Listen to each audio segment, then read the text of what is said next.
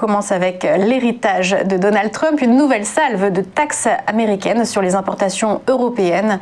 Le 31 décembre, dans le cadre du conflit des subventions données à Airbus, Washington avait décidé d'augmenter de 25% les droits de douane sur les vins non pétillants et de 15% sur des pièces aéronautiques en provenance d'Allemagne et de France. Augmentation qui s'applique à partir d'aujourd'hui. Les exportateurs de vin seront donc davantage taxés, en plus que le champagne.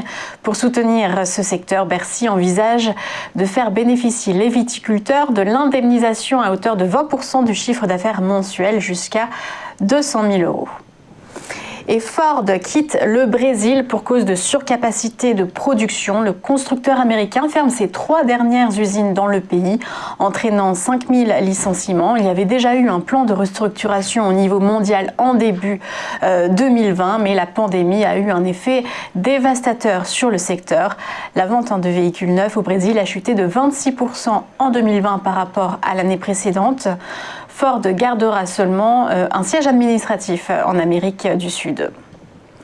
Et alors que les dividendes bancaires sont toujours interdits jusqu'à mars 2021 par la Réserve fédérale, les banques américaines comptent se rattraper sur les rachats d'actions, autorisés de nouveau depuis le mois de décembre. Les rachats d'actions devraient être très importants lors de ce premier trimestre. 10 milliards de dollars d'actions rachetées par les 6 principales banques américaines. C'est donc de l'argent qui devrait être distribué aux actionnaires. C'est aussi un signe de confiance pour le secteur qui a traversé la crise économique de manière assez satisfaisante.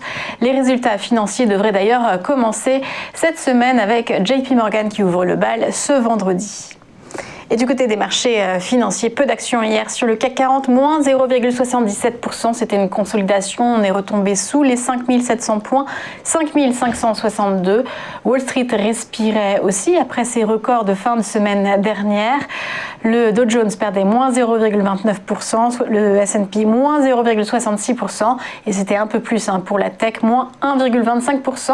Après une baisse importante du cours de Twitter et la polémique suscitée par la suspension du compte de Donald Trump. Et à Tokyo ce matin, très peu de mouvements, moins 0,09%.